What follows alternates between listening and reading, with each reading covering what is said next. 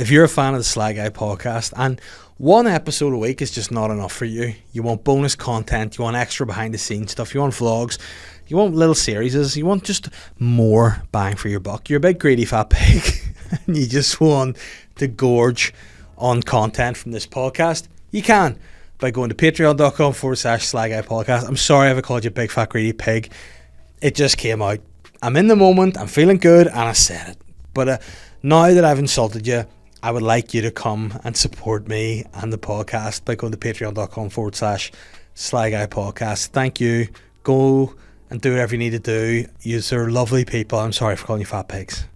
The Sly Guy podcast is brought to you in association with Modest Beer. Modest Beer is the best beer in the world, as said, stated, and stood over by Dave Elliott. If you want to know what exactly Modest Beer have in their stock and what they can supply you with, head to their website www.modestbeer.co.uk, where you can see a vast array of beers and merchandise. And if you decide to yourself you'd like to acquire some beer or merchandise, you can head to their website and put all the stuff in a little basket, and just as you're going to pay and you think to yourself, oh man, I wish I had a wee discount code, guess what?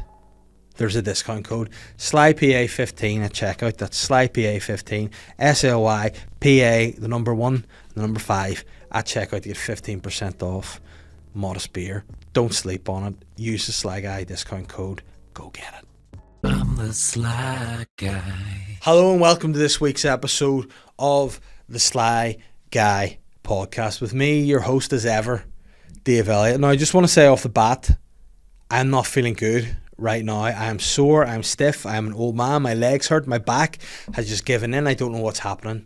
So if I'm fidgety or moving weird, that's what's up. I'm not on any kind of gear, I just have a sore back. Alright, leave me alone. That's my life, that's what we're doing. We're getting old, we're trying to be healthy, we're trying to exercise, we're trying to be fit, but yet I feel sore and more in pain than I did when I was just being a big fat greedy pig, like the people that subscribe to the Patreon, as I said at the start of the podcast. But we soldier on, you know. The thing that they say in life is greatness is never achieved without hard work. So we have to put in the hard work, we have to endure the suffering, and if we're going to get anything out of it, which I mean, I don't know what exactly I want to get out of this. I guess I just want to be thinner, sexier, and live forever. I mean, that's not a lot to ask, is it? Maybe that's too much, I don't know, but that's all I want. Skinnier, sexier, and I want to never die.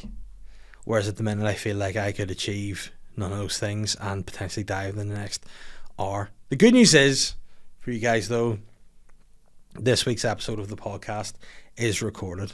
And it is a debutante on the show. A debutante who I've just realised I haven't got to sign the table. One sort of stupid bastard am I. I apologise to my guest and I apologise to myself because I love the people. But my guest this week is the king of Antrim, Mr. Adam Mogey. Adam's somebody who has been doing stand-up now for a couple of years. He's somebody who I actually really enjoy his act. I think he's really, really funny. I've been lucky enough to gig with him on a few occasions now. Each time, he's killed it. And he's been a fun guy to hang about with, which to me is more important. You know, you can be as funny as you want on stage, but see if you're a nightmare backstage, can't have it. Adam, sound is a pound. So we was on this week. We just had a lot of fun, you know. For someone coming on the first time, it can be a bit daunting, but it was just easy. Having Adam on was easy. We were talking about what I think I have been talking about since it happened and will probably never stop talking about, and that's obviously the Pleasure Boys performance last Saturday night, the Devonish. That took up a lot of chat. Now out of that, we've got some ideas for potential future events, if you know what I'm saying. And we just had a lot of fun. We talked about the fact that we both have daughters called Matilda. We spoke about the fact that I've just fully stolen Adam's look and also his names of the daughters as well. We spoke about why Antrim is so great. Now people out there probably might be facetious. No, listen, I'm open to learning. I'm the king of North Down. I love Bangor, and it's good to greet, you know, royalty greets royalty with this great moment, you know. So we had a good time. It was a fun podcast. I hope wherever you're listening to it, you enjoy it. Whatever you're doing with your day, I hope we're all feeling good. I hope people out there are happy and not crippled like me. I hope everyone's not constantly trying to better themselves and just now constantly in pain. I hope people find that their fitness journey is more enjoyable than mine has been. And it's certainly one thing I'm sure of is that this week's episode of the podcast with Adam Mogey was more enjoyable than how I feel right now. And I hope you guys love it. This is me chatting to my guest, the brilliant Adam Mogey. Adam, welcome to the podcast. How's it going, Dave? It's good to have you here. We were just chatting off camera there, and we thought we should just get started into it. We did a gig. We've done a few good gigs together. Like you, how long have you been doing stand up? Just over 2 years now. Just over 2 years now. I feel like together we've done gigs that have been brilliant, but also really tough. Where was the one that we did together? And it was you, me, and Sean, and was Diona as well. Diona was on Cookstown, and that was just I think that's the last gig that I've done that I've gone, oh, that was awful. That was not a fun night at the office. Yeah, I think that was my last horror show. Stinker, yeah.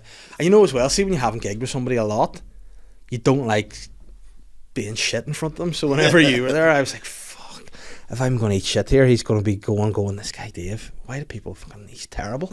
You know, and that was one of those gigs. But do you remember the layout of it? And did you have any issues with, there was a front table, I remember, of girls who were just like, I would say they're the sort of girls who would have been more suited at a Pleasure Guys concert at the Devonish than they would have been in Cookstown. But you know what, them girls, I was glad of them because a lot of my material's smut, like it's dirt like it is, and I think because of them, of the age they were, they appreciated me. Yeah. Whereas the rest of the room is a bit, I mean, they still weren't laughing as hard as I wanted them to, but I mean, the rest of the room is just sucking on one of those originals. It was awful. Yeah, no, and that was an honor because the guy who had booked us, you know, is a great guy, David Hull. Big shout out to David. He had turned up to the watch, and whenever I knew he was there, I was like, oh no, because do you ever get at a gig, you get a feeling, you're like, this is going to be either it's going to surprise me or it's going to be awful. And when David turned up, I was like, I don't know if I want him here to see this. Yeah, I think it was going awful before he turned up as well, which made it even worse. Yeah, and then, you know, you ever get it when you go on, you're like, I know this is not going to be good. Like, you've seen maybe other acts on, and you know, like, this is the thing, people are often like, it's never the audience's fault. 100% is sometimes, you know, and on that occasion, 100% was. And that was like the second time I'd done Cookstown in the space of like 2 months, and both times I'd eaten a bag of shit. Like, it was, and I was like, you know what, I'm never going back to Cookstown. I actually had one more gig in Cookstown in December there. And I said, and Sean Haggerty booked it, and I said, Sean, if this goes the way I'm never going back to Cookstown. I'm like, you can fucking, don't care about yourselves, just get fucked. But thankfully that one was alright, but it was just one of those gigs where, you know, it was a strange setup. It was like all cabaret, and cabaret's not bad if you have a stage. Yeah, if it just feels like you're doing a speech at a wedding. You know what it was like? You know those fellas who go out and they pretend to be waiters and then they just break into song? That's what I felt like up there. It's like if I just do Pavarotti here, I might be.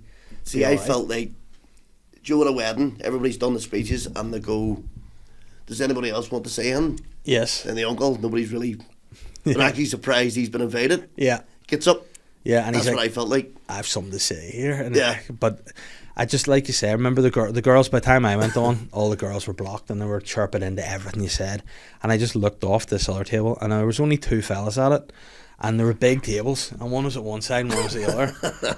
And I remember he lifted like the leftover of like his drink and he just poured it into the other and he went, had a drink. And I was like, I have another at least. And because David was there, I was like, I have to do my time. Like, if it was anywhere else, I'd have been like, you know what, they hate it. See you later, 10 minutes. But I was there and I was like, I have another 20 minutes to do here. It's just, fuck it. But thankfully, that touch wood has been the last stinker I've had. So I know, because Sean's brilliant too. Yeah, and all his stuff. I love his stuff. Like, you see when it's just a room filled with just nothing. Mm-hmm. And I was going, then I know my stuff's decent enough, and then to have that driving home a day alone, the rain always coming down, it was like, this is dreadful. Yeah, and how do you find that? Like, I've been doing it, I think, coming on 10 years now this year, that I remember when I was starting out, there was no worse feeling in the world than having a bad gig. Like, you're like, what am I even, you're questioning your whole existence, what am I doing? Do you find that the bad gigs have an impact on you, or are you just like, let's move on? See, I actually haven't had that many, but then I end up just sort of going, do you know what? So all the usings that didn't laugh. At least he had the balls to get up there. Yeah. But I mean, you do sort of question some of your stuff, but then you tell your mates, what do you think is here? And they're going, yeah, that's great. And they're going, and they winded me up. Yeah, because then we've done a few now since that, thankfully, that I feel like you've seen me have a nice time. If you feel like you're like, he's not that bad after all, after that Cookstown one. But we did one with Tim McGarry and Crumlin before Christmas. Yeah. Cracking wee gig. I loved it. Really, really good time. There's actually a moment that that'll stick with me forever. It was me and Tim were sitting watching you, and you were doing a bit. I don't want to give a bit away, but you're talking about licking something. Yes. Right, and Tim just leans over to me and he goes, "Are all you boys at that these days?" The moment you're like, I was like, "No, Tim, sadly not. You know, I'm friggin' married and things are what they are." But he was just like genuinely going, "Is that what you boys are up to these days?" Yeah. I was like, "No, Tim," but Tim's so good, like, and he was unbelievable. So funny. And that was it because I was gigging with him there last Friday in the Doyen, and he was just at it again. Yeah. You know, just watching him, you're like, this guy's just unbelievable. Top class. It's just. Was that the first time you'd seen him? No, I'd seen him in the Mogey. So it was like I think it was a festival Sean had put on. And that's right, that was our night had to go early, wasn't it? Yes, I think, yes. You were on before, and then because it was meant to be Sean Walsh was on, and then it was he's not coming. We've got Tim McGarry, and I was like, I haven't seen him do, but I was expecting TV stuff. Yes. Oh no. And then it's blown. I couldn't believe it. Yeah, because that's the thing when you expect him what he's going to do, you're like and then the first time I saw him, I was like, oh wow. Yeah. Like he's not only is he's hilarious, yes, but he's a bit risque as well. Oh, a bit of dirt there, like. Yeah, loved it. So he was at it again there, and it's just he's great as well. Tim's very good with his time as well, and you know sometimes like I've found if you've maybe more established acts, sometimes it can be a bit like not awkward, but you don't they're a bit like they're a bit older, hard to. He's just like sits down with you, has a pint, has the crack. Yeah.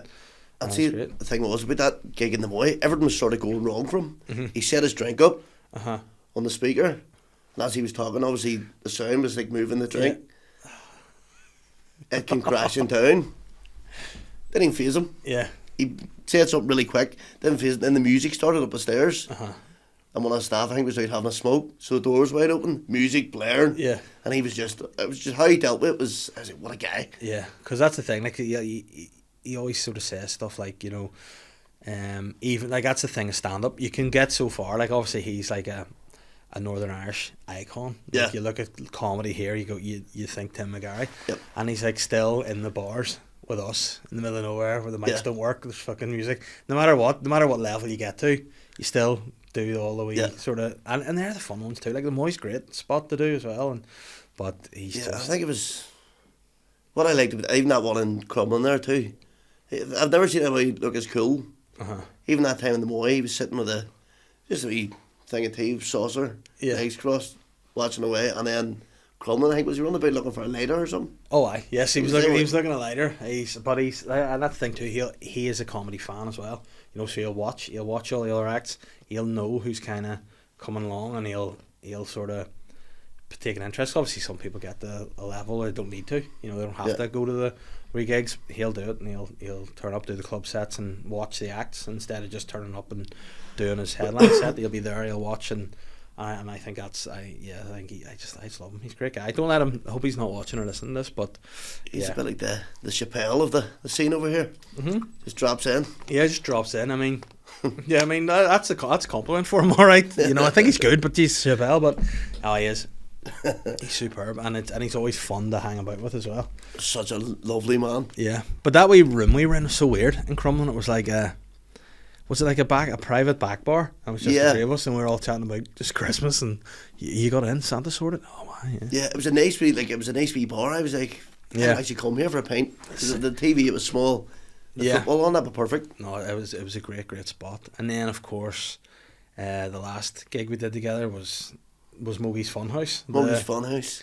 What now? Just to clarify and clear this up, when I was on Team of Me, and I was talking with Butler. I was like, "What are you doing? You're doing some gig. Are you gigging tonight?" And he goes, "Yeah, I'm doing Top of the Town." And I was like, just top, no, and he was like, yeah, top of town. I was like, no, it's one of your gigs. Yeah. He's like, no, it's on top of the town. I'm like, it's there's Mogey in the poster, and I knew it was something. And then like an old man, I was like, no, it's Mogey's Funhouse, and he goes, it's definitely not called that. And I was like, you know, you're sticking with it. I'm like, no, it is. Adam Mogey's running it, and he goes, no, I think it's just top of the town. And then I was wrong, but I still will stand over the fact that I was right. Yeah, you know, because it was your gig, and but Mogey's Funhouse is now the official name. Like, that's a prime example of manifestation. Yeah, you know? I know. You think it happens. just sounded right. And now we've had 2 very successful nights now. And Jono down there who runs it, like he's one of the best in business. Yeah, running the events they have down there is top class. But to see the whole setup, like whenever you got there, like I think I've done top of the town once before, and it was inside. Yeah. I remember, and then we got down there. The outside setup was much bigger.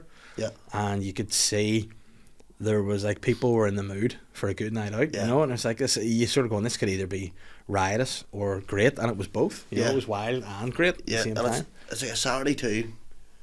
Saturday, and I think you're expecting. There's nothing like that really on Saturday nights. Because you just expect a DJ usually, but out the back there where they've it all heated. Your man, he's sweating away there, firing out the pizzas, paint's being pulled. Best acts in the country coming down. It's class. Yeah, no, it was, and I had a great time. So thanks again for having me. It was brilliant, and I think now as well you have all the kind of ingredients there to make a really good club. Yeah, if you just keep it ticking over. But I can see that because the phone's been blowing up with a lot of messages from people looking to come down and going, hearing great things.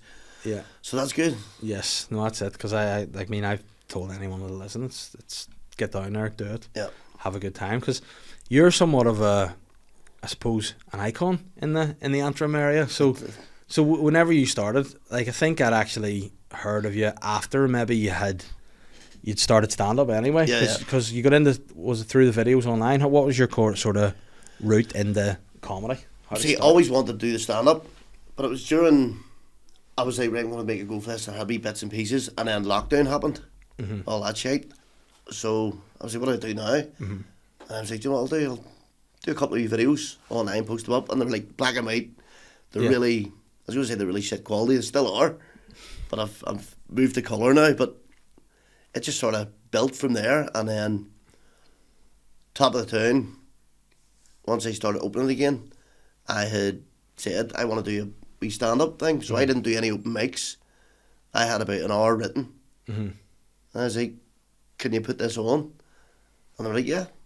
I said, don't charge anyway, just see if they ring and book a table. And it went within about an hour or something. And was that from the back of videos, was it? Or are you sort of known in Antrim anyway? Or yeah, I think the videos and like the Facebook stuff I would have done years ago seemed to build that wee sort of interest about it. And then it sold out, and I went out and done an hour. And see if I'd look back on it now, it was probably awful.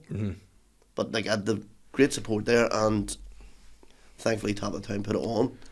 Yeah, it was class. And then from there I was like, right, I'm going to do some of the clubs. And did that then start, because you've done anything you seem to have done in Antrim?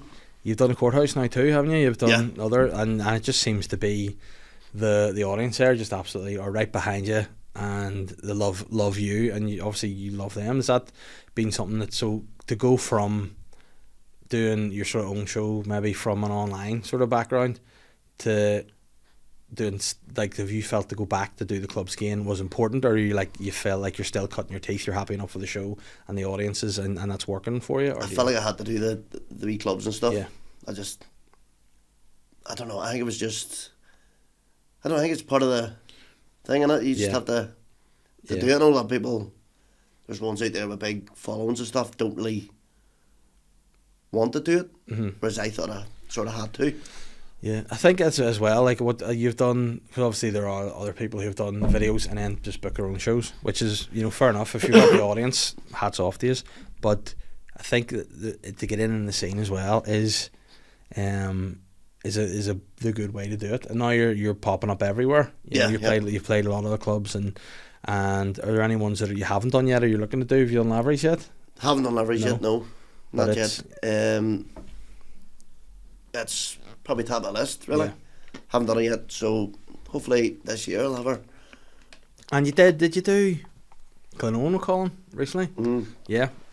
I was talking to him about it, and he says, look, showed me his phone. Mm-hmm. Must be thousands of messages. So I think he's actually got a guy in now to do the booking, so I might get on to him. Yeah. No, but listen, I mean, I think obviously you're sort of, what you're doing now is the right thing to do to get on, and I think it's only a matter of time anyway, and it's cool to see that, you know, because again, you know, there is a wee element, I suppose, of, you know, if you see someone going like if someone's an influencer, for talk's sake, and they start doing funny wee videos, and then they're like, I'm going to do stand up. Some, like when you're an older stand up, you're like, are you? Yeah. You know? And again, if you're great, happy days. Yeah. But you know, if you're like, oh, there's that element of it. But I think with yourself, you know, because of the time, it's probably an unfortunate, obviously, a gift and a curse to come in at a time to do stand up when you can't do stand up. Yeah, I did try it years ago. Yeah. So I did at like 2 gigs. And where were they? They were, one of them was with Colin, actually, in, I want to say Limavady. Now, this must have been like 2014. Uh-huh. Limavady, I can't remember the guy who run that, or who else was on. And the other one was in Antrim. There was one in Antrim backside. It was the same company. Yeah. It was Cookstown something. Oh, fuck those guys. It's Cookstown something, I know. Yeah. And then I come off, and I didn't do too bad, and I just thought, I haven't enough experience with life yet to talk about, if you know what I mean. Yeah. So what age would you be then in 2014? 25. Yeah. Yeah, life hadn't hit me hard yet, so... Yeah. Did you have her back in those days? Yeah. Yeah. Yeah, and it was awful. That was probably the hardest hitting thing I had going for me, was a shit hairline. But no, it was... I felt like... Because I was watching the other guys, I think it was Paddy McDonald headlined that, I think it was only when... Yeah. He must have been a few years into it right enough. I was watching these guys going, fuck. Yeah. They're good, what am I going on here to talk about? But then it's like anything, like I don't know how many, like I don't know why I'm still doing it, if I'm totally honest. I don't know why, because early days, shite. Like, I don't know why someone wasn't like, listen, don't do it. Just, it's not for you, Dave, just knock on the head. But I remember I wrote one bit, and I was like, in my head, I went, that's how you do it, that's the one. Yeah. And I still sometimes throw it in today, but did you just then go, right, I don't want to do stand-up anymore? Or did you put it in the back of burner and be like, you know, once life's hit me and I've enough to talk about, I'll do it again? Or was that always sort of burning in you? It was always deep down there, like it was like, I need to do this at one stage, like, at least give it a go.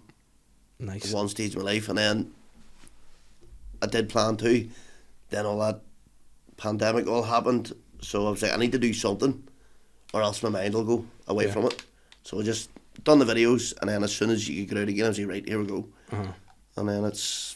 And here I blew up a bit like since from then, so... Yeah, but the online stuff is doing, you've obviously a good following there. Do you have any sort of plans to do any sort of big shows coming up, or outside of Antrim? Because obviously you've done some massive venues there and had big crowds and sell-out nights. So is there anything that you're looking... Well, see, this year I would love to do like a wee tour of like different wee places, but I mean just some wee bars that'll have me. Yeah. Maybe about 5 or 6 places, maybe. Yeah, see, I think that's a good idea. Sometimes I see some people do, like, and there's no right or wrong way to do anything, but like you see some people booking venues that you go, whoa, like, it's all right, you know, do the smaller ones. We're always booking theatres, and your first tour is a bit mental. Yeah. You know, I think like to do that, like even to do like bars is to do a tour's a fucking amazing achievement anyway. So I think just doing that, getting it done under the belt, getting the reps and getting people seeing you is the way to do it. Yeah, just try and branch out a wee bit, like. Yeah. Because like there's some class 3 rooms about there, like, especially the likes of Roe Boyle's there at the Boiler Room. It's a great spot, isn't it? Unreal. Yeah, have you done it? You've done it a couple of times as well, have you? Done it once, and I don't know when he has me back. Actually, I think I am back at some stage, but I am going to bring my wee show to it, like. Yeah. But I've done two shows. I have 2 different solo shows. Yeah. So this would be sort of the better things. Merged together. And what are the shows called? You haven't... the first one, or the second one, was Fieldwick, and the first one, I don't think the first one even had a real name. Just Animal Life, it had a name for every other place I'd done it. Yeah. But it was all around Antrim just. Yeah. See, sometimes too, I think people put too much pressure on having to put out a new show, so to speak. I think, see, when you're starting out, like, I don't know, I would be very much like, yeah, you're doing all right, you're doing this and that, but genuinely, from what your bits are funny, I like it, and to watch it and go and laugh at it, it's I'm probably coming across like a wanker here, but when you see like newer acts, is what I'm trying to say, is sometimes you're like, there's potential there. You see wee bits, but it's not all kind of come together. Whereas you have kind of a set, and you have the work. You look comfortable up there. Yeah. You have the character. The material's good. It's like they are the bits together. So it's like, I think with you, it's just now you just need the reps. So doing it. Whereas like you see some other like newer folks, you're like, well, you don't look comfortable up there. You're funny. Your jokes are funny, but you look like you're about to friggin' have a panic attack. Yeah, I know. You see that. Like, I've noticed that a few times. There's people and some of their stuff's good, but they don't seem to have it'll be charisma. And then you never see them again. Yeah. Because that could be just one awful gig and they go, fuck, nah, this isn't for me. Yeah, but that's a weird thing too. You see like people, because to me I always remember having a big freak out every time I went on to be like, as long as I get the microphone out of the stand and don't fucking drop it. Like that used to, I had such anxiety being like, fuck, don't, and then once you got there it was okay. Whereas now it's sort of like second nature, but it's like, but sometimes you see people and you're like, if you could just pull things together, and like you say, if you take it badly, if you go out and you're like, I'm never doing that again. Yeah, it's funny like, you say that about the mic. Like even still, like if I go into a club or something, the first thing I look at is the mic going right. Mm-hmm. What way is he getting that out of that there? And then there's the lead. You always feel like you're going to trip over the top of it. So I would wrap it. Yes. But it's getting it back, and then I've sort of learnt now, there's the thing I do, that bit you were talking about earlier on. There's a bit where I'll say something. Yeah.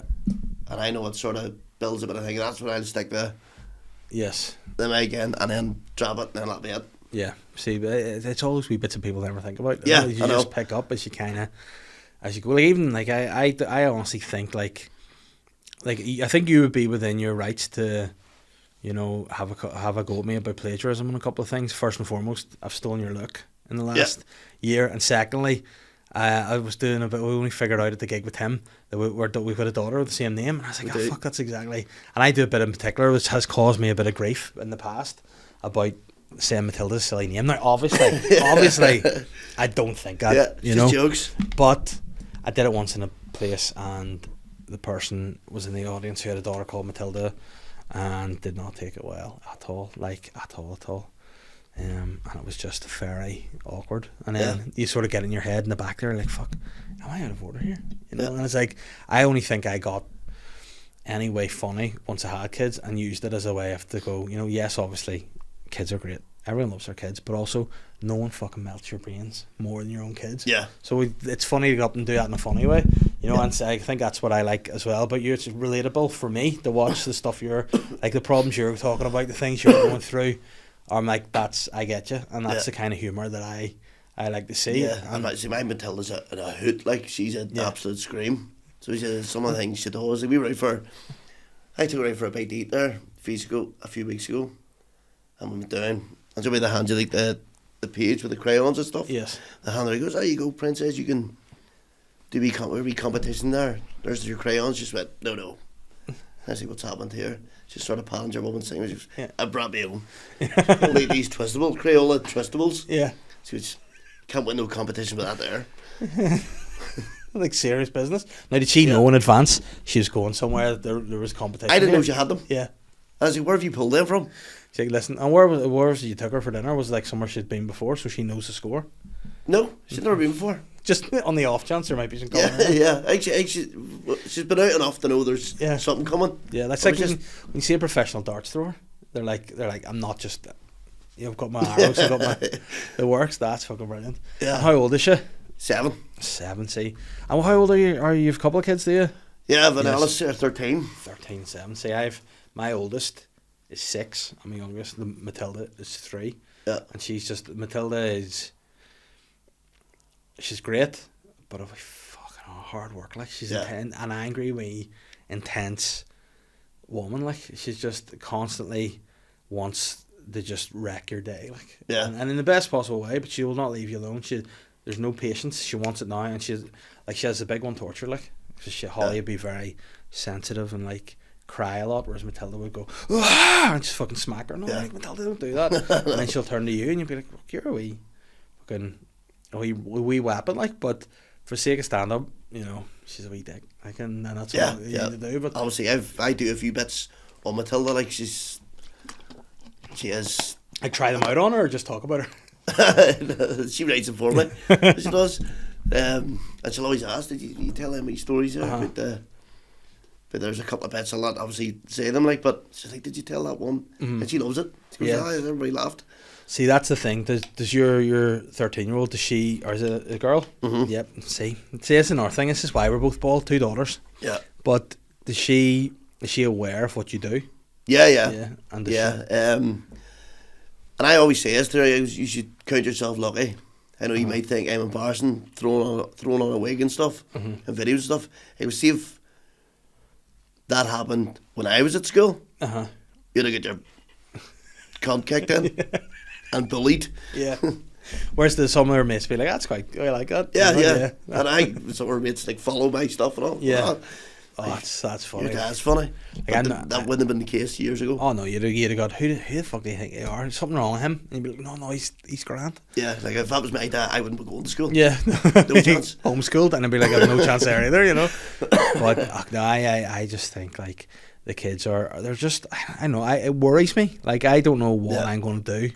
Like when because I think they're just like, oh, they see, and if they see me on a computer or a phone or something, they're like, daddy's on TV, and I was like, no, I'm not. I wish I was, fuck's sake, but I'm not. And they'll be like, that's all they know, but they don't know what to say, and I dread to think if they see what I say about them ever, I'd be like, fuck, they're gonna be heartbroken.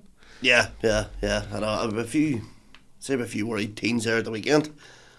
Seeing phones. Is that your? No. See that? Like, I talked about it on last week's podcast with Glenn. Psychic Glenn was on. He was just like, all for it. You know, he was like, I love it. I want to see it go to the next one. He's like, I'd go to the next one myself. Yeah, but now the thing about it is that's what was your take on it? This was, of course, the infamous Pleasure Boys at the Devonish. I for one was like, you know what? Say what you want about them. The lads are putting on a show. The crowd are all for it. It's gold for the likes of us. Oh yeah. When something like that happens, it's gold. But I am for it. I'm all. But what I do think is maybe. A couple of announcements at the start. Yeah. But how would you like how would you announce that? What would you be telling the audience is coming? Quite literally. These I think you just have to be honest. Yeah. Right, girls, fellas. There's gonna be a couple of dicks floating about here. Yeah. And they're like people or no phones. Yeah. Snapchat.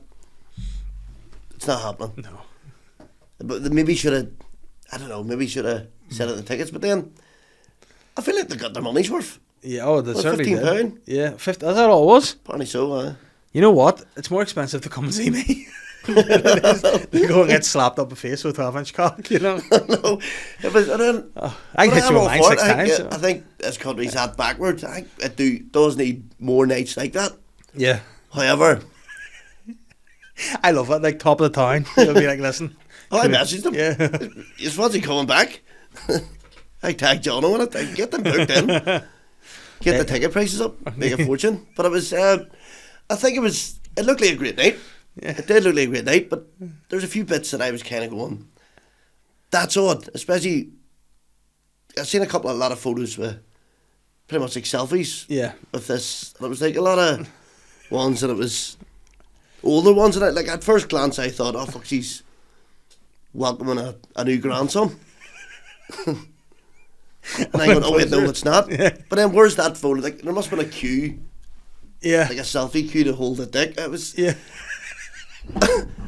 That's what I'm. That's the bit I'm not like a comic con sort of situation going on. And then I was like, hold on a second here. Where are you putting that photo? You can't post it on social media. Yeah. You can't. On the mantelpiece. It's not going up. It's not going to pride a place in the hall, is it? Yeah. Because when people come round to the house, the nosy bastards. You think of people going round the house, and you have pictures up. They'll have a nosy. Oh, is that your wee one there? That's her in P3. Oh, what's that? Oh, that's us. penis, And that's That's us at the water park in Lanzarote, and that's me and our Ethel holding a cock. But you didn't see the one girl, and there was 3 of them just hanging over her. Aye. I was like, but see her face. Never has been a happier person in the world. She looked exhausted. Yeah, she did. She did. All right. Now this is one of my. I don't know why my ma decided to bring this up to me, but she was like talking to me about it. Now my mum and dad are. They're too. They don't like the watch and listen to their own show. They don't like it.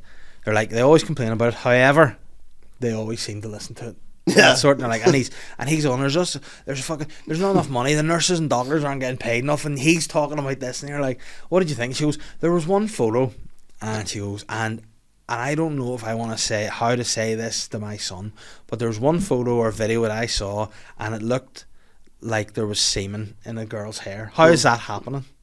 And I was like, is my mum asking me, like, how to ejaculate, or how in the like? And I said, like, you know, must have been an exciting experience for everybody. You know, there must have been, and like, you don't know, like, if people are, you know, flat out, it might just happen. Well, this is the thing I'm talking about. Like, it wouldn't be my thing, but I think if I was there, you've had a few drinks in you. I don't know where this is going. Nearly high. But I mean, a few drinks in you, you're with your mates, everybody's having a great time. The music's pumping. You sort of forget where you're at. Your wits are gone. Like, I mean, there's times like I'll come home drunk some nights and I'll spend £50 at Domino's. Yeah. Come down the stairs the next morning and wake up and it's on the doorstep. You make stupid mistakes when you've had a few drinks, because I know when peer pressure's on, I'd probably go, right, big lad, get it over here, I'm going to suck on it, go on quick. But that sort of way. Yeah. And that would just be the crack. It wouldn't even be gay at all. It would just be a bit of crack. Because it's just the atmosphere. But you know what? I wouldn't mind one over the head. You know, just flopped over. Just a wee post. That'd be good for the profile. It'd be good for the gram. You get taken down, but you know, put a wee smiley face over it or something. But that is the thing that I've not thought about when you say like the because if you do a gig and people are like, can I get a photo? You just go, cheers, thanks for coming. When they go, do they have to be like right here? Because it turns out I have a bit about almost it's like predicted this in some weird way it's with the show that I did last year about my wife's hen do, and it was about basically the gist was I had the whole bit. I don't want to ruin it, but the gist is I had a dream about something. I told her about it and she took a hump with me because I had a dream that I was doing something, and then the next thing she's making me leave her to watch the Dream Boys. I'm like, where's the fucking hypocrisy there? Like, I have a dream and I'm the fucking, but I'm literally taking her to look at dicks, you know. So, but I don't think the Dream Boys were anything like the Pleasure Boys. But there's a bit where I'm talking about like this has happened before. Like she had a go at me about being forced to go to a strip club on my stag do. You know, because I mean, you know, you're in a stag do, you can't help it. You just end up you're blindfolded and you end up in there and you know getting hit with hits and it's all fine. Yet on her hen do, there was a fucking butler in the buff, and there's a guy running around with his cream in his dick and all, and you're sort of like, well, it is what it is, sort of thing. But that whole bit, I feel now with we speak, I can make it really, really pop. But like the stuff I was saying was actually not as extreme as what was going on at the Devilish. Yeah. So you know what, I'm all for it. I must clarify that. I'm not against it at all. I think more nights I get should be happening, but just don't take your phones. Yeah, you know what? I think that's the thing that ruins it, isn't it? If people are there, I don't think people live in the moment enough. You know, I don't think people like see if there was no video footage of that, they'd just been talking, and it would almost become like urban legend. Yeah. But remember that night we got slapped up the face with an 18-inch cock? You'd be like, not doing that, they'd be exaggerating and all. They'd be like, they'd be telling a story half a year later, be like, remember he saw the 32-inch dick? And they'd be like, no, it wasn't true. And they just like, it was fucking snowball. Whereas the photos, like I didn't even know they came in that sex. No, there was a lot of self-loathing as well over on Monday or myself going, Jesus Christ. Yeah. But the advertising alone for them boys. Yeah. Like if they come back there doing slaying. Yeah. What I mean? Could they do they could do the Odyssey. Yeah. But they would need more fellas because I don't know how much jizz it would have between them all to get round the whole odyssey up and down those stands, and like, Yeah. I mean, I don't know what to do else. I just think they walk around, hit you with their dicks, like, Yeah. which is enough. I suppose like a big event like the Odyssey, I suppose you could have a couple of cannons filled. I mean, I think there was a couple of cannons. Yeah. Well, right enough. They can make a show of it, that's for sure. But Yeah, fair play to them. but you know what I loved? You didn't see it the next day. There was a photo of them. All the fellas were just out for breakfast, and they're all having a big fry, and they were like, "Some night last night," you know. And it was just these fucking. I know they commented on my video, so did the Pleasure Boys there last night. And that's when I wrote them. I was top of town. Yeah. Just let me know the date. And what did they say to you? Well, I think it was just sort of, we seemed to leave an impression in Ireland. Yeah. I said, yes, boys, you did. I was going to say, you may watch your mouth, Mogey, or will I come and knock you out? I mean, that'd be a great way to go. Just KO'd by a giant dick. Yeah. But you know what? You've seen these wee events that the comedians are doing now. We did Stars in Their Eyes, and there's the darts coming up and stuff. It's the Northern Irish comedian Pleasure Boys. Yeah. You know, or maybe just maybe XXS. Full Monty. Pleasure Boys. And that's something I think would do well for charity. Full Monty. Yeah, I've said this a Would few you do times, but I think there's something about it that it's not allowed or something. But Well, I mean, you know these what? boys have just Listen, set the bar. The Rosa Parks of cocks in Northern Ireland, the Pleasure Boys, like they walked so we could run. You know, that's the Full Monty. I do it. I would do it, and it would probably be the biggest laugh I'd get on stage. To be honest, People would be like, Dave should be getting more work on BBC, and I'd be like, why is that? Because he looks like he's transgendered. Does he think is there anything there? Be like, fuck, I'm nervous. Jesus Christ, fuck me, leave me alone. it's freezing in here. But that's something that I would like to see. A Full Monty, Northern Irish comedians, Full Monty, all the money to charity. In fact, all the money to the victims of the Pleasure Boys, all the husbands who have been made single after that, and All the money, the cleaner of the Devilish. Jesus Christ! I mean, get your boy out of film Saltburn to clean up the Devonish after that. Just go around his hands and knees like on the floors. Fuck, you've seen Saltburn? I didn't like it. No. You know what? Neither did I. There you go. Good. I'm glad. I didn't like it. I think it was very overhyped, and I've seen a lot worse. Yeah. It actually bored me. Yeah, I you know A what? couple of scenes, but I don't know. It bored me. I found it one of those films, you know, where people who maybe consider themselves like critics will be like, this is just a masterpiece. I did find it a bit It's boring. art. Yeah. Yeah. Like I said to Catherine, it's like A Clockwork Orange, 10 times better. Do you know what I mean? Like one of those. That's like, but then it's like, you can say, when he's drinking the bathwater, bit gross, seen grosser. Yeah. You know, and it's like, Yeah. and when and it's again like whenever you do the Full Monty now, the Pleasure Boys have been there. When you've seen the Pleasure Boys, who cares? Yeah, I know, because there was the scene there and they're talking about, well, he gets up and shags the grave. Yeah.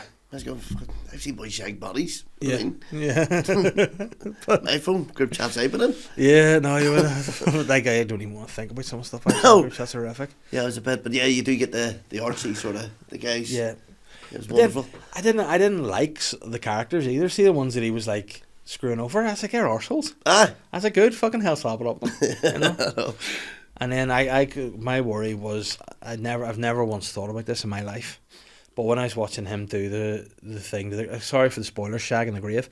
When I was watching him doing that, my thought was, what if he gets like silt up his Jap's eye? Is he gonna? That'd be not nice. Like No. I've had a bit of soap up there before, and it's fucking end of the world stuff. But I had a bit soil, of sand before at the beach. It wasn't a great day at the beach. Like, sand as well. Like, rough going. have you ever had anything done to it? Like any injuries down there that have been? No. No, I did something. Nothing. Once. I was trying to. Do you ever try to fake getting off work? Yeah. Like you lie about something and you almost convince yourself that you are not really that well. Yeah. So I mean, I didn't phone in work to be like, listen, I've cut my dick off here, but I rang into work and I was like, oh, I have a real bad chest infection here. It's fucking, and really, I just couldn't be arsed. I was like, I think I had a bit of a cough, and I went to the doctors and I managed to convince the doctor that I had this big like chest infection, so he gave me antibiotics. Now, what had also happened to me, I caught my full, like, not the foreskin per se, but a bit of my skin in the zip, and I had cut Yep. And I was like, oh, it's not great. And I tried to like put this. I thought, the only thing to do is stick a moisturising cream on it to stop it from hurting. So I put this moisturising cream on. All it did was made it really like flipping, wet and like a friggin' wet room down there. It was stinking. And then because I was taking antibiotics, this wasn't healing. So I thought, that's fair enough. So I had a wee bit. I was just sitting, as you do when you're a fellow with your hands down your bags watching TV. Yeah. And I was like, what's that? And I felt like a wee bit of I thought it was. Some of the moisturising cream had like dried and gathered, and I was like rolling it around my fingers like that, and I was like, what is this? And then I just pulled it, and what it was a wee bit of the skin that had caught, and I had just rolled it up like it was like the back of a card you get from the bank when it's stuck to the paper, and I just twirling that around, and I just pulled it. I just like you pull the skin in your thumb there. Yep. It was like that, but just down the skin of my penis, and it was absolutely horrendous. And I thought, I don't know if I'll ever be able to get this out again. I'll need to have surgery. I'll need this. Then the other thing about it wasn't a million miles after my stag do. Yeah. So whenever I was trying to explain this to Catherine, I was like, listen. And she's like, will you? And I was like, I honestly, genuinely wish I was. I wish I had done something. I wish I got an infection. I wish. But this is all just a fucking series of stupid penis care from me. There's no. And I'd see thinking of anything sore down there again. Can't have it. Yeah. No, nothing like that. Don't think. No. Well, you're lucky. What about your woman? They were chatting the two after the gig. That was funny. Like, we didn't pick up what she said. I was just a real funny thing. She said, "Oh, when the so-and-so's down here, I came." I was like, "Oh, well, you must have liked them." And two of us just sniggered away. That was great. But I shouldn't catch on at all. No, and then she kept doing it as well. And then at that point, I could see your shoulders going in the background. I was trying to keep a straight face, but she was sound as well. Like, I was good times anyway. Yeah, no, Antrim, they're all good. Like, they're all good in Antrim. And is that the next kind of? You do the tour? Are you going to do a big one in Antrim again, or are you going? I don't know. Well, if we get something else maybe wrote down, because then I also wrote like a Christmas one as well. Like separate. Yeah. It was all sort of Christmas based stuff, just stories around Christmas time and all that, and it went down well too, like. So but then it's like, it's Antrim. Yeah. I feel like now I could get out and sort of say anything and get away with it. Yeah. But you know what? See, this is because then sometimes people would say, "Oh, if you've got say you've got your own crowd, and then you go somewhere else and they don't laugh, but anywhere you're gigging, you're getting the responses that you want." Yeah. The stuff's like in Crumlin, you were fucking killing it that night. You know, as well. It was going down really well. Tim was laughing his head off at it. Yeah. And it was funny. He goes, "Does someone else do that bit?" And then he realised it's in you before doing it. And he's like, "Oh no, it was you again." But you know what? That's the thing. When he was talking about it, I started thinking he's taking an awful lot of interest in that particular subject. Yeah, well, I think that's something he's maybe looking into, or maybe I mean, we'll not out it here because we already know I've outed him on a few things like the Epstein flight logs and stuff. But other than that, I don't want to go into any more. But it was very, very, very funny. Yeah. But I just loved it. You know what, genuinely, I'm due a shitter because of the last few gigs I've done have been great, and I'm due an absolute stinker. Well, I did, but I mean, it was Pavilion. There last, I don't really count it though. So there was new wee bits and pieces I was trying out. But and obviously the 2 gigs done it in Antrim. Yeah. The stuff down well, done it and no, it wasn't. I was in the courthouse as well Yeah. Thursday, so Antrim again. So maybe it was shit. But you did new stuff at the Funhouse that I was like, I'd not seen this before. And again, for someone who's like a newer act, you're fucking burning through stuff. You know what I mean? Which is a good thing, but also keep some of it in your fucking pocket for a rainy day. You know what I mean? Don't be. But it was fucking great to see it. And like, in the Pavilion though, like I have not been to the Pavilion in a while, and the Pavilion is great. Don't get me wrong. It's great for finding new talent, and it's great for developing acts. Great to drop in and try stuff. But sometimes, you know, it can just be a real stinker of a wee room. Like, see if it's not busy. Yeah. And like I remember like it was always the worst place when I was sort of coming through because it was quiet crowd wise. It was always just other comedians, older, like sort of more bitter comedians that didn't want to see anybody new, and it was just, I always remember being there going, you leave there going, I don't know why I'm doing this. Yeah. I done it last Monday night. I was like, fuck's sake. And was it just like quiet, or were you just? It was quite quiet, but I think everybody had a bit of a nightmare on it.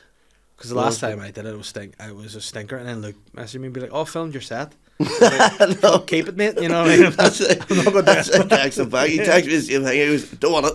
Yeah, you're all right. Like, you know, it's like fuck. Thanks, but you held on to it. Yeah. And then what worries me is if he's like, he is like Luke McGibbons. I mean, in a different way, he is the Jeffrey Epstein of the Northern Ireland comedy scene. Like, he is all the footage, all the material, and he could bring you down. Like, if he puts that footage online, you're scooped. Yeah. You know. So I was like, please don't. You'd ruin my whole career if anyone sees the stuff I've done in there. But it was like the end of last year. He's like, I'm deleting all this footage at the end of the year. I was like, thank fuck for that. Yeah. If that's easy, like, do you ever do a bit and you go, I don't know why I thought that was a funny bit. Yeah. And then you're like, fuck, I'll never do it again. I did one bit in Lavery's once, and it was just at the start of the Russian-Ukraine war, and in my head I went, this is my bit. You know, this is the bit. And the joke was that what they need to do to solve before the war kicked off, it was just sort of ramping up. I said what they need to do is bring Paul Gascoigne to the, you know, and bring all the stuff, and I had picked like the things that would be like a fucking fishing rod and chicken, but for Russian Ukraine equivalent. Yeah. And I didn't realise that the audience was just too young. They didn't even know what the Royal Moat Paul Gascoigne situation, which to me was probably one of the most iconic moments in history. No one got it, and I was like, I was coming off almost like, you know, Denzel on Training Day. You motherfuckers, I like blame him, and then Shane, I think, said to me, he's like, they don't know what that is. Yeah. I was like, fuck, that's right. Got it. That's all. I was doing that, one of the unis. I'd done there last year, maybe it was the year before, and it was fucking dreadful. Was it? But the words were too. I'll tell you what it was. I'll tell you exactly what it was. It was the day Coolio died. Because I brought it up. Yeah. And everybody went, who the fuck's that? Is that his uncle? Coolio Mogey. Who's that? Yeah. Is it, you bastards? I did not know who fucking Coolio was. I know. No, but see, students, they don't fucking know they're born. They don't know Royal Mountain. They don't know Coolio. No, I was disgusted. I was like, fuck yes. I get it. But then listen, do you find that now that you don't know who these people are nowadays? Mm-hmm. I have no fucking clue. I'm just like, I'm music, that age. Especially music. Oh, like I was filling in on the radio there, and like they were talking through like, oh, we're going to play this, and I was like, I don't know what any of this shit is, and then they play it, and then you go, oh, what do you think of that song, Dave? I'm like, I think it's crap, like it's rubbish.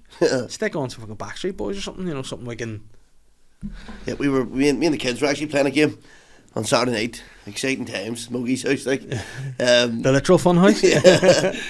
And they were playing. So it was like they were playing like I guess the songs or something game on YouTube, and I'd heard a bit of commotion going on. I was like, what's this here? And I'm up in, and then I started to get a bit excited. I was like, oh, let me play, and then there was one that was like, guess the song, and I think it started from like the 70s. And I do love old music, like 70s right through to. No, this quiz lasted like 45 minutes. I was flying. Yeah. Flying there going, you're a freak. Yeah. You're a freak, Dad. Must have got there by 2015. Mm-hmm. Hadn't a clue. Done. Hadn't a fucking clue. No. They were getting them like, I was like, I've never heard that before in my life. No, but it's one of those, it is like one of those moments where you're like, I'm turning into my dad. I guess I'm just an old guy now. Yeah. And you can either be alright with it or, like, because I actually find it weirder when like older, like people my age are into new music. I'm like, are you like some sort of nonce or something? Like, why are you like it's shite? Like, because a lot of songs are just the rehashed shitter versions of the ones we, you know. It's like, nah. I hate that because there was a Fast Car was done a while ago on it. Yeah. Like it was like a dancey sort of. It was dreadful. I know, but it's like and then your man did it. That again, a country guy. I had no idea who he is, but he did it with Tracy Chapman on something. Yeah, and it was like, it's just exactly the same. Like, just listen to her song. It was nice to see her. So it was. Good to see her get rolled out. It's good to see her get rolled out. Yeah. You never actually seem to ever see her. No, she's like, fuck, I'll do this year. Yeah, but that's the thing with her. Like, she was great, and did she just? I mean, I know my fan base and Tracy Chapman's fan base cross over a lot, but like, did she have a wild lot else, or did she just like? I know Fast Car. She had talking about a revolution. That whole album was great. Baby, Can I Hold You? Oh yes. Yeah. Of course, what a tune. Yeah, but so. Did she have any other albums, or did she just kind of? I don't know. Actually, one album just went away. The only album I know is just Tracy Chapman. Yeah, but it was great. I was one of my you know, whenever you're sort of growing up, you like to buy an album that you're like, I've got taste as well. I'm a connoisseur of music. I got her album thinking, yeah, I did buy Kid Rock's album at the same time, but that's still American Badass, was it? Yeah. What an album that was too. Yep. Oh, tremendous. Like, I miss that sort of era of music. See, now, I went to see Busted in the Odyssey there. I'm going to see Blink-182. I'm going to see Limp Bizkit. I'm like, that's some music. I think I bought that Kid Rock CD. It was because The Undertaker won it. Remember he came out to it. The American Badass song or something. He changed his image. You see him last week? The Undertaker? At the football? No. What's he doing? Like actual football? Football or American football? In Saudi Arabia. He turned up the Cristiano Ronaldo's match. Tell me, you haven't seen this? No. Oh, fuck. What was he doing? Oh, he done the full entrance. The hand that was it. It was either the trophy over or the match ball. I can't remember which one it was. I think it was that. There was that much going on. And he came out in the full gear. The whole place went dark. Dong. Lights and all flickering. Like Ronaldo's sitting there pissing himself. Well, what the fuck is going on here? What did he do? Give out a trophy? I think it was either the trophy or the match ball. I mean, I hope it was the match ball. That'd be fucking tremendous. It was. You need to see this. It's like unbelievable. I love the Undertaker, but that's see now he's retired. It's getting ridiculous. Like he's doing all the he's just spilling all the fucking beans about everybody. But to go like they probably see in Saudi Arabia. Like I feel like they're just stupid people with loads of money, and they're like, bring Undertaker over, do the full works, and he's like, fuck, I'll take $1 million for that. Hold on, I'm just sort of going, did that actually happen? Or have I dreamt it? But I think it did. I'm pretty sure it did. I have got questions to ask you anyway, but I'm going to try and find this because I, for one, would absolutely love to see it. He had the full gear and all, but it lasted a brave while. The Undertaker Saudi Arabia entrance. Tell me it's an actual thing because sometimes they have the old fever dream. And I mean, if ever there was one, entrance Saudi Arabia. Here. It looks like it. Oh yeah, theatrical Undertaker display makes for Cristiano Ronaldo laugh. Oh Jesus Christ! It looks full house like. Few more theatrics. It actually is called theatrical under display makes Ronaldo laugh. Please be the ball. Presentations to the VIP guests and the national anthem very soon. But first, and that's it. They're going to have the national anthems, but before we do,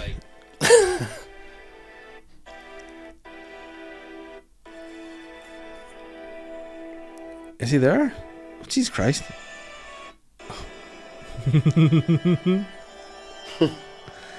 Oh wow, it's for a. They love it over there, don't they? Like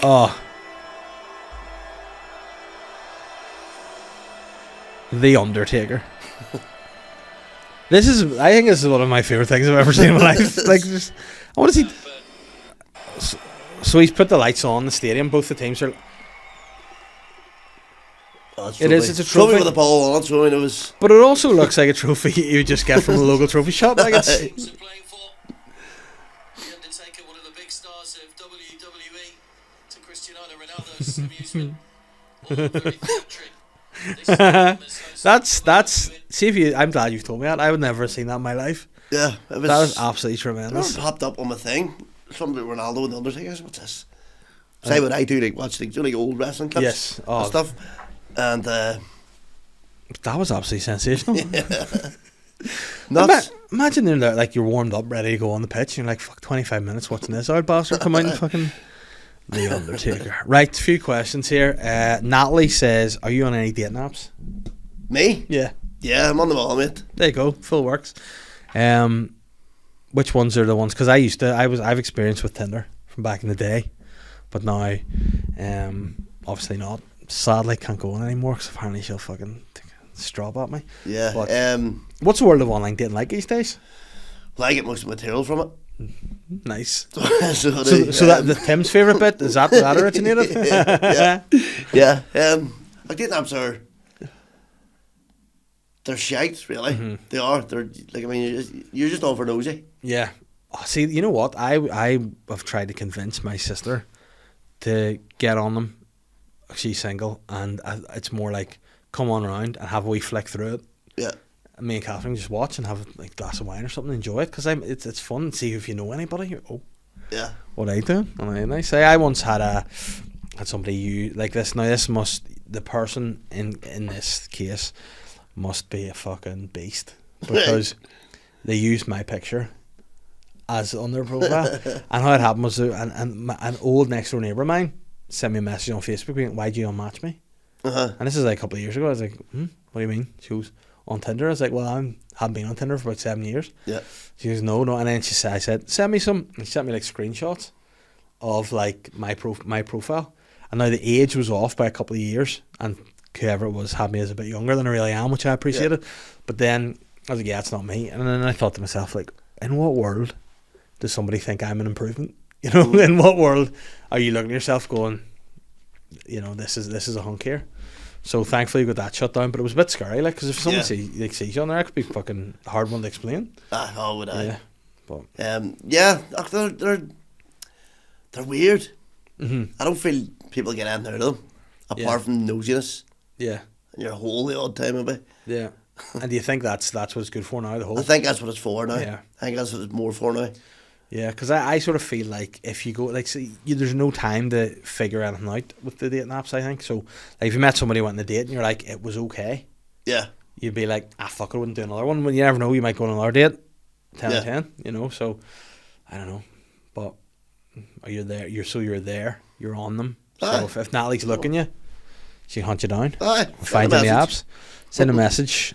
And I'll probably not reply. I'm very nervous. Yeah, of course. Yeah, well, fair play. So he's there. John says, this is a good question. What's the best thing about Antrim? And also, what's the worst thing about Antrim? Best thing's probably me, and the worst is the women. Joking, I'm joking. Best thing about Antrim. I'd be watching say with the women Antrim. I saw a few of them in Mogey's FUNHOUSE. They kick your fuck. No, best thing with Antrim. Oh, I want to say top of town. Yeah, top of the town. Is that your local as well? Is that your? Yeah, it would be. Nice. Top of town. Great spot. Nice place to be. Food's good. See, I got the feeling in there. I was like, I bet you they do nice grub. Now again, at the minute I'm on a fucking big diet here at the minute because I'm trying to lose weight and it's shite. See the food coming out. It's like, I'd love to go with that. The food's lethal, and then pizza's another class too. Like, the worst thing is. I don't know. Like, is it supportive? Because I would have had the opinion. Now, again, Antrim can come after me for this, but I would have had the opinion that maybe in Antrim they would have had that sort of attitude, like, you know, who do you think you are? What are you doing? You think you're funny? Whereas, are they supportive, do you reckon, as a whole? Or yeah, no, they are. They are. They would get behind you, like. But I wouldn't have thought they would have. Yeah. If you know what I mean. I thought they're probably going, what do you think he is? Yeah. But no, they are. They do. They're really good. But I can't think of the worst thing. I don't think I even have one. There you go. So there's nothing bad about Antrim. I love that from you. Yeah. You know, like, see if someone asked me what the worst thing about Bangor is, I probably have a few things to say, but I won't because I love it. Yeah. You know? But they have nothing. You know, this is what it is. It's the king of Antrim and the king of North Down all together. There's kings everywhere. Naomi has sent me. Naomi, stop sending me links. Oh, it does work on TikTok. Sorry, Naomi. I was about to apologise. She has sent me a video saying I wasn't expecting the end of that. I need to tell you this story because it was so funny. Let's see. So my client, right, she's like an older woman. Well, she's about my mum's age. And she was saying she met this family when she was on holiday years ago. And she said, I always meet up with them now and then. She said, they live on the Wirral. She said, we went out for our tea the other night. She went, she says, they've got a son who's autistic, like really bad autism, and he's about 20, and he's asked his mum if he could go to the shop on his own, and she was like, I didn't want to let him go, but I wanted to try and start letting him do things on his own, so she said yeah. And she says he went to the shop, and she went, he was a while, like, and then he came back, and she went, and he had like loads of marks all over him. She said she thought he'd been like attacked or something, and she said what? She was going, what's happened to you and all this? And he was like, I'm not telling you because you won't let me keep it. And she was going, keep what? What are you talking about? And he was like, can I keep it? And she was going, keep what? In the end, She said, where have you put it? And he went in the garage. She went in the garage. And she thought obviously it was a cat or something like that. He brought a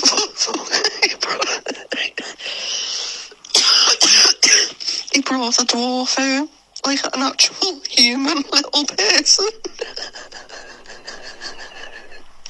And locked him in the garage.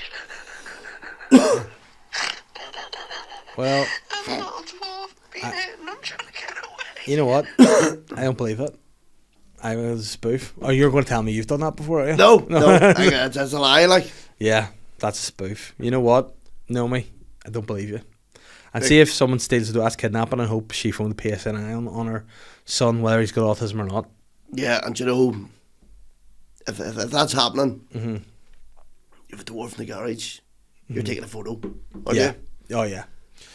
Yeah. And then what would you do in that scenario? Would you really listen? I'm sorry.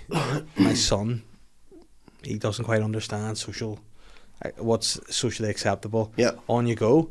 Or would you be like, well, fuck, I don't know if you're going to report him to the police or not. I just have to keep you in the garage. You might as well stay for dinner. Yeah, I'd be like, listen, I'll kill you. I just kill him and be like, listen, I did it for my son. I love you. You know, I love you, son. And you've now made me kill a dwarf. What was it? Was it a question or was it just a It was just, I wasn't clip? expecting that ending. Yeah, and again, I was expecting a question. No, me do better. You're better in this. Scott says, know me. Listen to Scott. This is the kind of highbrow question we need. This is almost journalism. Stand or squat when wiping your hole? Hmm? Do you stand or do you squat when you're wiping your hole? Oh, squad. Squat? Do you go from the back? Or do you go from the front? Just a Yeah. demonstrate Scott, just sort of.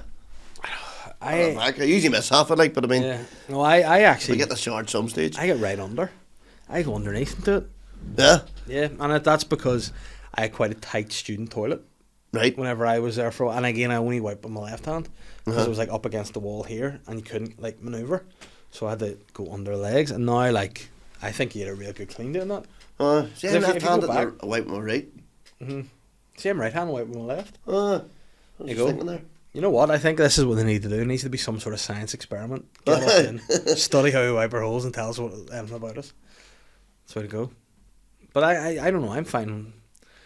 That's probably TMI. I'm fine. Like wiping holes getting harder and harder the older you get. You just you feel like it's like you know say a woman's work's never done. Yeah, I feel as a man in your mid-30s wiping your holes never done. yeah. You can just sometimes I even just take a wee break during the day, go in the bathroom, and I've not done a shit, but I'll just have a wee wipe. Aye, well, it's drenched. Yeah, it's right. What is that? It's like soup. But it's only happened because like see if I'm out walking the dog, I'll be like, oh, it's probably just a bit of sweat's got in there, and I wipe it. Oh no, Aye, no. it's like I'm seeping out here. I only got on a tenant man suit, straight on the nappies. Oh mate, but listen, thank you very much for coming on the podcast. Is there anything you would like to plug? Plug? And when's the next Funhouse? What have you got coming up? Where can people find you? Funhouse is the 20th of April, and it has William Thompson headlining. We have Rory Woods, Rachel McPeak, myself, and a couple of special guests, and it's Saturday the 20th of April. And you can find me on the Instagrams. What else? Social media. What's your handles? Adam Mogey. It's either Adam Mogey comedian or Adam Mogey comedy. One of the two. There you go. I think they're actually different for each. Yeah, and Tinder. Yeah, Tinder. Listen, sort them out, find them, and bring wipes. Plenty. I'm the sly guy.